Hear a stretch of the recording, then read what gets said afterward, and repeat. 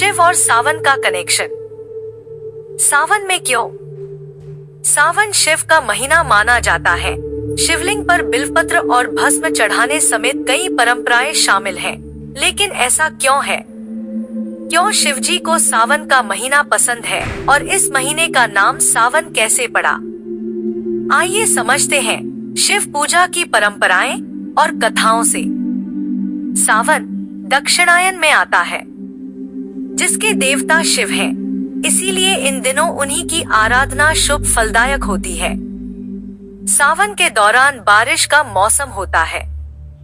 पुराणों के मुताबिक शिवजी को चढ़ने वाले फूल पत्ते बारिश में ही आते हैं, इसलिए सावन में शिव पूजा की परंपरा बनी। स्कंद पुराण में भगवान शिव ने सनत कुमार को सावन महीने के बारे में बताया कि मुझे श्रावण बहुत प्रिय है। इस महीने की हर तिथि व्रत और हर दिन पर्व होता है, इसलिए इस महीने नियम संयम से रहते हुए पूजा करने से शक्ति और पुण्य बढ़ते हैं। इस महीने का नाम श्रावण क्यों? स्कंद और शिव पुराण के हवाले से जानकार इसकी दो वजह बताते हैं। पहली, इस महीने पूर्णिमा तिथि पर श्रवण नक्षत्र होता है। इस नक्षत्र के कारण ही महीने का ये नाम पड़ा। दूसरी वजह, भगवान शिव ने सनत कुमार को बताया कि इसका महत्व सुनने के योग्य है, जिससे सिद्धि मिलती है, इसलिए इसे श्रावण कहते हैं। इसमें निर्मलता का गुण होने से ये आकाश के समान है, इसलिए इसे नभा भी कहा गया है।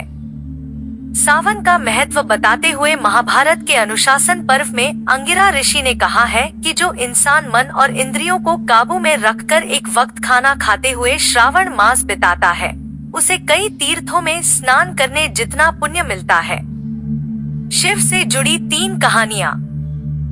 पार्वती की परीक्षा। देवी सती ने ही पार्वती के रूप में दूसरा जन्म लिया था। इस जन्म में भी शिव को पति के रूप में पाने के लिए वे कठिन तप कर रही थी। शिव ने पहले सप्तर्षियों को परीक्षा के लिए भेजा। सप्तर्षियों ने पार्वती के पास पहुंचकर शिवजी की बहुत बुराई की, उनके दोष गिनाए, लेकिन पार्वती अपने संकल्प पर अडिग रही। इसके बाद महादेव खुद आए। उन्होंने पार्वती जी को वरदान दिया और अंतर्धान हो गए। तभी एक बच्चे की आवाज सुनाई दी। पार्वती जहां तप कर रही थी, उसी के पास मौजूद तालाब में मगरमच्छ ने एक बच्चे का पैर पकड़ रखा था। पार्वती वहां पहुंची और मगरमच्छ से बच्चे को छोड़ने को कहा। मगरमच्छ ने अपना नियम बताते हुए इनकार किया कि दिन के छठे पहर में जो मिलता है उसे आहार बना लेता हूँ। इस पर पार्वती ने पूछा, इसे छोड़ने के बदले क्या चाहोगे? मगरमच्छ ने कहा, अपने तप का फल मुझे दे देंगी तो बालक को छोड़ दूंगा। पार्वती तत्काल तैयार हो गईं, पर मगरमच्छ ने उन्हें समझाया कि वे क्यों एक बालक के लिए अपने कठिन तप का फल दे रही हैं। लेकिन पार्वती ने दान का संकल्प किया। उनके ऐसा करते ही मगर का शरीर चमकने लगा। अचानक बच्चा और मगर दोनों गायब हो गए और उनकी जगह शिव प्रकट हुए। उन्होंने बताया कि वो परीक्षा ले रहे थे। चूंकि पार्वती ने अपने तप का फल शिव को ही दिया था, इसलिए उन्हें दोबारा तप करने की जरूरत नहीं रही। कामदेव को भस्म किया। शिव को कामांतक भी कहते हैं। इसके पीछे कथा है। तारकासुर ने ब्रह्मा जी से 2 वरदान पाए थे। पहला, तीनों लोकों में उसके समान ताकतवर कोई न हो, और दूसरा, शिवपुत्र ही उसे मार सके।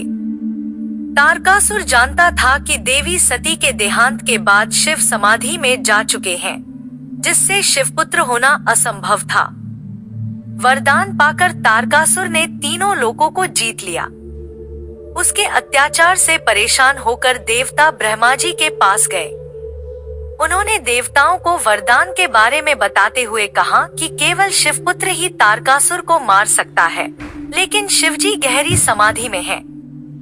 हिमवान की पुत्री पार्वती शिव से विवाह के लिए तप कर रही हैं, लेकिन वे पार्वती की तरफ देखना भी नहीं चाहते।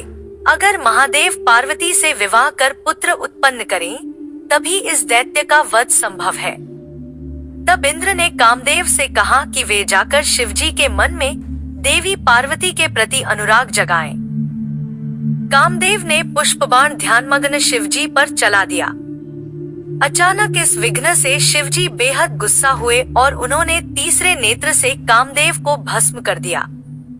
इस पर कामदेव की पत्नी रति ने शिवजी से प्रार्थना की कि वे उसके पति का जीवन वापस लौटा दें। शिव ने शांत होकर कहा, कामदेव की देह नष्ट हुई है, लेकिन उसकी आंतरिक शक्ति नहीं। काम अब देह रहित होकर हर प्राणी के हृदय में रहेगा। वह कृष्णावतार के समय कृष्ण के पुत्र प्रद्युम्न के रूप में जन्म लेगा। तुम फिर उसकी पत्नी बनोगी। उस समय रति ने मायावती के रूप में जन्म लिया था। अशुभ से हुआ शुभ। नर्मदा नदी के किनारे धर्मपुर नाम का सुंदर नगर था। उसमें विश्वानर नाम का ब्राह्मण अपनी पत्नी सुचिस्मति के साथ रहता था। दोनों शिव भक्त थे और उन्होंने पुत्र पाने के लिए उनसे वरदान मांगा कि स्वयं भगवान शिव उनके पुत्र के रूप में जन्म लें। शिव के वरदान से उनके यहाँ एक पुत्र का जन्म हुआ, जिसका नाम गृहपति था। जब बालक 11 साल का था, तब देवर्षि नारद ने उसका हाथ देखकर भविष्यवाणी की कि साल भर के भीतर उसके साथ कुछ अशुभ होगा, जो आग से जुड़ा होगा। जब माँ बाप ये सुनकर दुखी हुए, तो बेटे ने उन्हें सांत्वना देते हुए कहा कि वे दुखी न हो, क्योंकि वह भगवान को प्रसन्न कर लेगा। इससे अनिष्ट टल जाएगा। माता पिता से आज्ञा लेकर वह शिव की नगरी काशी पहुंचा। वहां उसने गंगा के मणिकर्णिका घाट पर स्नान किया और पूरे साल शिवलिंग की पूजा की।